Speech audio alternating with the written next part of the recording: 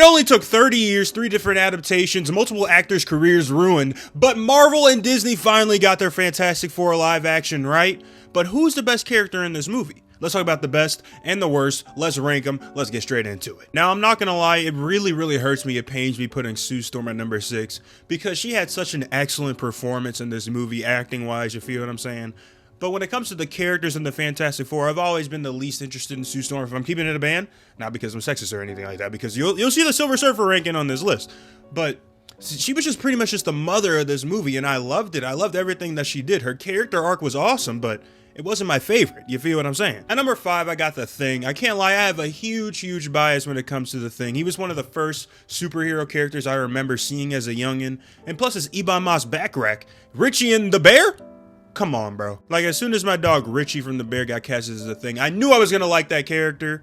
I do wish they gave him more to do in the movie. Like I said, they cut Red Ghost the entire part of the movie. I feel like The Thing had to do a lot with that, but other than that, I mean, you can't go wrong with The Thing. The CGI looked good. Every time he walked, you felt it. That was awesome. Anytime he clapped, you felt it. He had some funny ass lines. He was probably the funniest person in the movie other than Mole Man. Like, he was pretty solid. I'm excited to see what they do for him in Doomsday, Secret Wars, and eventually that Fantastic Four sequel. It feels so good to see that Galactus is actually a fucking menace, a kaiju level being, something that this world can't even comprehend instead of a fucking cloud, bro. Why did they make him a cloud? They tried to ruin your aura, Galactus, but you said, nah.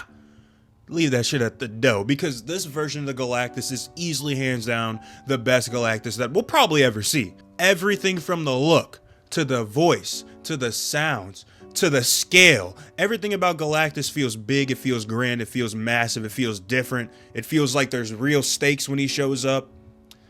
I really hope we see Galactus again at some point, I'm not gonna lie. That leads me into the top 3 though.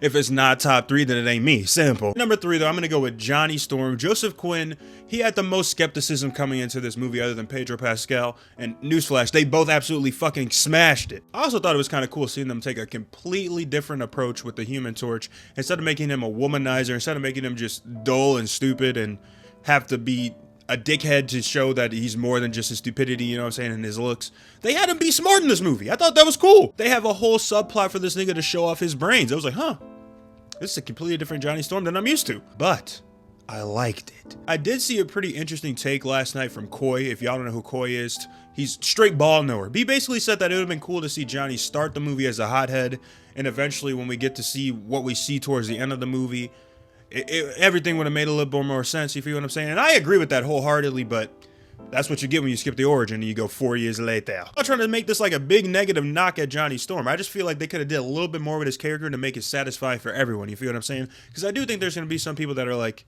I'm still not feeling Johnny, which is kind of crazy.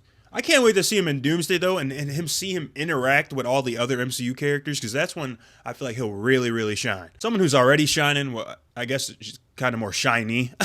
The Silver Surfer is the second best character in this movie, and she isn't even in it that much. This might be Glaze. I don't give a fuck if it's Glaze, because every single scene she was in, like I said yesterday, she stole it. When they first show up, when they go to space, spoiler alert, when she comes back to Earth, every single time she was in a scene, except for spoiler, the end of the movie, which I do feel like we needed at least one more scene with her, I'm not gonna lie.